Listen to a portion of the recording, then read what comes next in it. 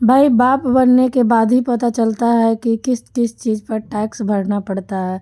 जिस तरह से हमारे राघव चड्ढा जी को अब पता चला, क्योंकि ये बाप बन चुके हैं और पार्लियामेंट में दहाड़ लगाना शुरू कर दिया। हमारे जन्म होने से लेकर हमारे मरने तक टैक्स पे टैक्स सरकार हमसे वसूलती है। बच्चे के पैदा होने से पहले, उसकी आंखें खुलने से पहले जो उसको वैक्सीन लगती है उस पर 5% जीएसटी लगता है। जिस अस्पताल में बच्चा पैदा होता है उस हॉस्पिटल के कमरे के चार्जेस पर अगर 5,000 रुपए से ज्यादा का कमरा हो तो 5% जीएसटी लगता है। बेबी केयर के आइटम्स पे 5% जीएसटी लगता है। और अगर उसके माता पिता बच्चे के पैदा होने पर मिठाई बांटे तो मिठाई पर 5% और चॉकलेट पर 18%, 28% जीएसटी लगता है। बचपन में बेबी फूड जो खरीदा जाता है उस पर 12 से 18% जीएसटी, डायपर जो खरीदा जाता है उस पर 12% जीएसटी, बेबी स्ट्रोलर पे 5 से 12% जीएसटी, और जो खिलौने बच्चे को दिए जाते हैं उन खिलौनों पर भी 12% जीएसटी लिया जाता है। तो स्कूल जाने पर यूनिफॉर्म से लेकर जूतों, स्कूल बैग, लंच बॉक्स सब पर जीएसटी लगता है। 12% जीएसटी नोटबुक पर लगता है, 18% जीएसटी स्टेशनरी आइटम पर लगता है। और उसके बाद अगर कोई एक्स्ट्रा करिकुलर एक्टिविटी बच्चे को करनी हो, कोई म्यूजिक क्लास करनी हो या फिर कोई स्पोर्ट्स कोचिंग की क्लास वो ले ले, उस पर भी 18% जीएसटी देना पड़ता है। प्राइवेट ट्यूशन ले तो उस पर भी जीएसटी, और पहली साइकिल जो बच्चा खरीदता है उस पर भी 12% जीएसटी देना पड़ता है। इस दौर में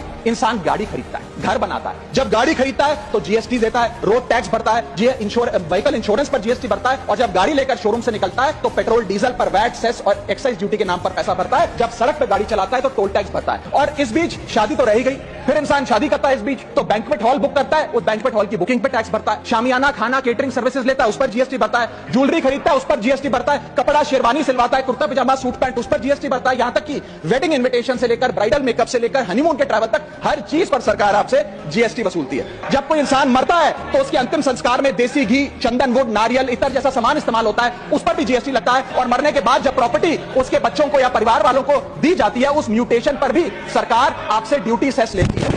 यह है life cycle of taxation model. लेकिन मैडम, सबसे जरूरी बात यह है कि इतना टैक्स देने के बाद सरकारें हमें देती क्या है? कौन सी ऐसी हाई क्वालिटी सर्विस है जो फ्री ऑफ कॉस्ट जनता को दी जाती है? क्या हमें quality health care free of cost मिलता है? नहीं मिलता। क्या हमें वर्ल्ड क्लास एजुकेशन मिलती है? नहीं मिलती। क्या हमें फ्री वर्ल्ड क्लास ट्रांसपोर्टेशन मिलता है? नहीं मिलता। क्या हाई क्वालिटी रोड्स मिलती हैं? अगर अच्छी हैं तो टोल टैक्स भरना पड़ता है। क्या 24 घंटे 7 दिन बिजली आती है? नहीं आती। तो इतना सारा जो टैक्स सरकार इकट्ठा करती है उसका करती क्या है? इसीलिए मैं कहना चाहता हूं that we in India pay taxes like in developed countries to get services like in sub Saharan countries.